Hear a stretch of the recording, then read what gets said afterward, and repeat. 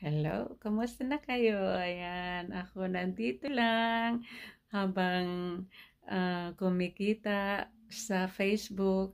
Tuloy-tuloy pa rin ang buhay. Kaya nagpapasalamat ako sa lahat at nagbibigay ng encouragement sa lahat ng mga ah, gumagawa ng mga reels at saka mga long videos at saka nagla-live. Tuloy-tuloy lang ang buhay natin.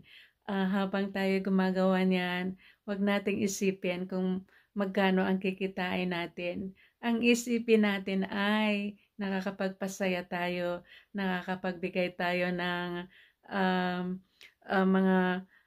mga kung ano yung mga dapat gawin at nakaka-inspire tayo sa mga taong gustong uh, umangat din na kailangan natin talaga ang magtulungan. Hindi tayo aasenso pag tayo lang. Kailangan tulong-tulong. Andyan kayo, andito ako. Subaybayan niyo ako, susubaybayan ko kayo. Ayun lang ang sekreto para maging ano tayo, magkaroon tayo ng mga ads on reels na pinagkakitaan at makakatulong kahit papano, 'di ba?